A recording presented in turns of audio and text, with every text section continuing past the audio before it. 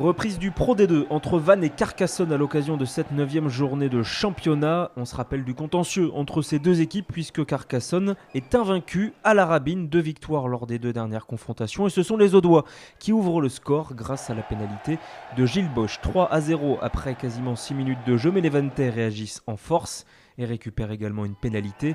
Elle est convertie par H. 3 partout. Sauf que c'est l'indiscipline qui donne le ton dans cette entame de match. Hugh Chalmers est pris par la patrouille au sol. Nouvelle tentative de Gilles Bosch, mais celle-ci est manquée, toujours 3 partout. Il faut attendre quelques instants plus tard à une nouvelle faute bretonne pour voir le buteur carcassonnais marquer 3 nouveaux points et redonner l'avantage à l'USC. Sauf que Vannes réagit encore grâce à la botte de H. qui égalise 6 partout. Et après 20 minutes de jeu, les Vanntais réagissent. Nouvelle pénalité contre Carcassonne et nouvelle tentative réussie par H. Tout s'accélère quasiment à la demi-heure de jeu. Appréciez cette combinaison en touche et cette conclusion de Hugh Chalmers. Tout est parfait et c'est le premier essai de la partie pour l'ancien Bordelais. C'est transformé par Moueke. Vannes fait le premier break de ce match, 16-6. Mais Vannes continue d'être indiscipliné.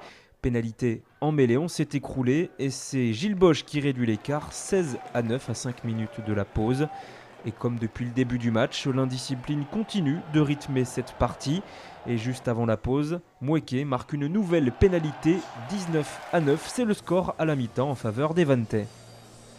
Au retour des vestiaires, Carcassonne à l'écro. Il faut réagir et regarder Louis Marou. La fin de passe, 1, 2, 3 plaquages ratés. Et la course folle du centre carcassonnais qui marque le premier essai au doigt. C'est transformé par Bosch, 19-16. Les taux se resserrent, mais les Carcassonnais sont indisciplinés à la réception du renvoi. Et Moueke marque une nouvelle pénalité, 22-16. Terrible indiscipline quand tu nous tiens, cela continue, plaquage haut des Vanntais. Mais la tentative de pénalité de Bosch est manquée. Deuxième pénalité manquée ce soir par l'ouvreur carcassonnais. 6 points laissés en route, il devrait donc y avoir égalité. Sauf que quelques instants plus tard, cette fois-ci, Gilles Bosch trouve bien le milieu des perches après cette nouvelle faute vantaise. 22-19, toujours ce chassé-croisé.